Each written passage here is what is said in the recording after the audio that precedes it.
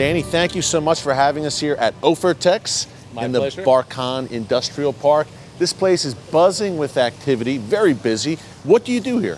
Here, this is a factory that manufactures recycled textiles. Okay. Our story is that we collect actually textiles that are being wasted by other companies, by other factories, such as companies that might be manufacturing the wet wipes. Gotcha. And we collect it from them, bring it here, and we shred it down to fiber, and then we start the process from the beginning where we're going to stitch bond it.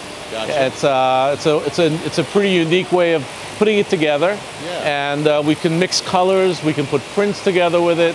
Okay. So it gives us a lot of options for the type of cloths that we're selling around the world. So we have 120 workers here in this factory, okay, where 100 of them are Palestinian and 20 are Jewish. And it's a Jewish-owned factory. It's a Jewish-owned factory, Israeli-owned, and we are. It's what's interesting about the Palestinians who work here is that they're all family. Most of them are connected somehow, meaning a father brought his son or brought a nephew, and they continue working here for years because of the fact that it's a very secure workplace. As you said, Jews and Arabs working side by side, shoulder to shoulder with a common goal. Right. Here in Samaria, right, in the Shamron. Right. You don't hear much about us on the media. No, because it's good news. It's the good news, right? It's not even exciting. Right. Because it's regular day life. They are interested in working to make a living.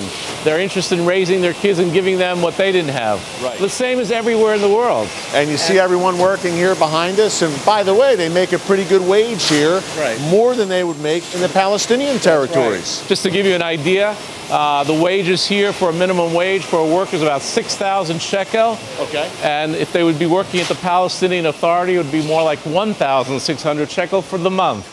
So, Danny, workers here at Ofertex are making a great salary. It's a family atmosphere. Great things are happening here. But some people don't like that. We had a terrorist attack, not here at Ofertex, but here in the Barkan Industrial Park a few months ago.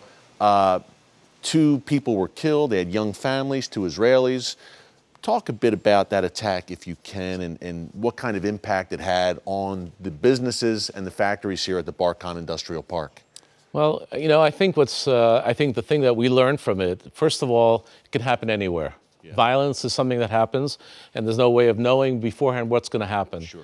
What's interesting, though, is that it was the only and the first incident in 30 years in this industrial zone. Wow. In this industrial zone, you have between 8,000 and 10,000 Palestinian workers. It's the largest industrial zone in the country.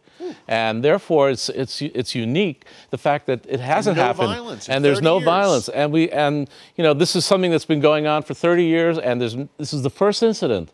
And that's what amazes us, yeah, and also instills in us confidence that really it's a safe place to work. Yeah. Another issue is this boycott, divest from, and sanctions movement, BDS for short. We've told you about it here on the show. Now, the BDS movement is targeting the Barkan Industrial Park and companies here like Ofertex.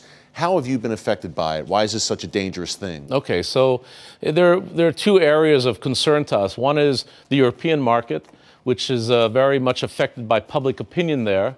And therefore, when their customers stop asking, where is this coming from, and they see Ofertex, we're not hiding anything. Yeah. They see they can look it up on the internet and see who we are. And they're then stopping to buy from us. And they're telling the stores, stop bringing items from here. Because it's coming from Judea and Samaria. Wow. And they don't want to buy from us. That's one. And the second is, even in the Scandinavian countries, we've had incidences where, again, the customers are telling the store owners that they're not willing to buy our products if it's coming from this area. Even customers are doing this in Europe, yeah, Scandinavia. It's part of the BDS propaganda. Yeah. And what I don't think they realize is that it not only hurts us, it obviously hurts us, but it also hurts the Palestinian workers, because if we have problems and we have to lay off workers, they're the ones that are losing it as well. Yeah. So there's nobody's winning, and nobody's really from their side looking in and saying, well, what's happening to the Palestinian families, sure, who are working in these places? 8,000 to 10,000 Palestinian workers, right, here, exactly, and making a great wage. Yeah.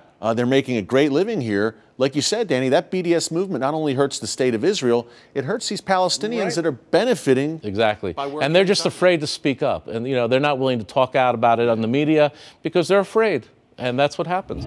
Well, as you can see, Israelis are fighting back against this boycott, divest from, and sanction movement known as BDS. And after the break, we'll meet one young Israeli activist who's taking social media by storm as he takes on Israel's enemies. Stay with us right here in Jerusalem.